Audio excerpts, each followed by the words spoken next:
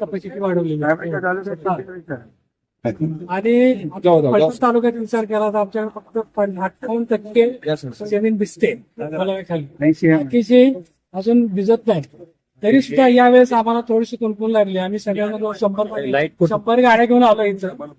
हा, तर कशासाठी आलो की आम्हाला असा अंदाज होता की आम्हाला आमच्या कळलं काय ते की आमचं पाणी हक्काचं ते कुठंतरी पूर्व बाजूला कुणाला तरी द्यायचं अशी चर्चा होती. त्यांचं पाणी त्यांना 100% द्यायचा विषय आमचा नाही. आमचं जे हक्काचं पाणी आहे ते आम्हाला द्यावं की जेणेकरून भविष्यामध्ये आमचे कारखाने चालतील आणि बाकीची पिकं गहू हरभरा वगैरे बऱ्यापैकी आमच्याकडे फळबाग आहे, त्या सगळ्या भावांना जीवन झालं. आमचं हक्काचं पाणी आम्हाला द्यावं. आपली मीटिंग मध्ये चर्चा बऱ्यापैकी झाली. आपण पॉझिटिव्हली आम्हाला निर्णय दिलाय, त्याबद्दल आपण मनपूर्वक आमच्या सगळ्या फलटणकरांचा आभार मानतो. त्यामध्ये सगळी कविता चर्चा होताना त्या साहेबांचा जागर होता चर्चा केली. पाणी कमी करून द्यायचं प्रश्न नाही. मागणी केली तुमच्याकडे त्याच्यातून कमिटेड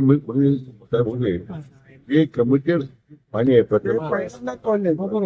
मी अगोदर सांगितलं की जे प्रकल्पामध्ये जे पाणी आपण कमिट केलेलं आहे ते डायव्हर्ट ते तत्व आपण स्वीकारलं ना. तुम्ही प्रफुल्ल खाली पाणी जर डायव्हर्ट करायला लागले तर मग ते शेतकऱ्यांनी काय करायचं. तुम्ही पहिल्या हाच मांडला त्यामुळे असं कुठलं पाणी कमी करण्याचा प्रश्न नाहीये. फलटण तालुक्यातलं पाणी कमी करण्याचा प्रश्न नाही. त्याच्यावर अन्याय होणार नाही. मग आम्ही खात्री देतो.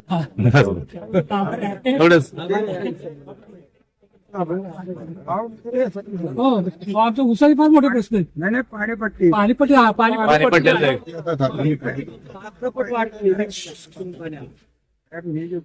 कोणा बाईट तिकडे करूया बाईट सगळे प्रश्न चालू सर्व्हिसून केला तिकडे पाठपुरावा असतो. सकाळी बोलणं या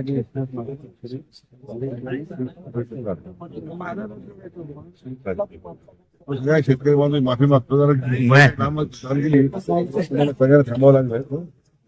दुसरं आमच्या ग्राउंडवरच्या ह्याच्यात पाणी वापर संस्था, पाणी वापर संस्थेला ताकीद काय ते दिली पाहिजे.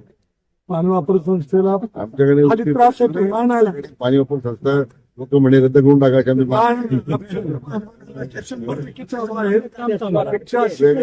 अनुभव आहे त्या भागात. पाणी वापर संस्थेचे पैसे खाली सचिव कमिटी आम्ही करून तुम्हाला एक रक्कम भरतो. ते भरत असताना मला काही टक्केवारी तुम्हाला परतावा दिली पाहिजे. लवकरात लवकर द्यावी आमची विनंती. महाराष्ट्र देऊन टाकतो.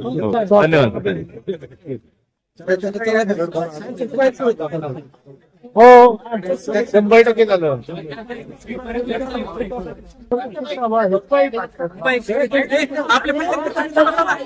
समोर समोर तिकडे समोर सूचन ओके.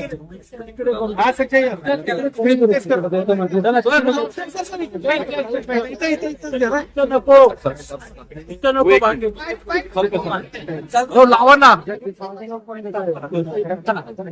सूचन तिकडे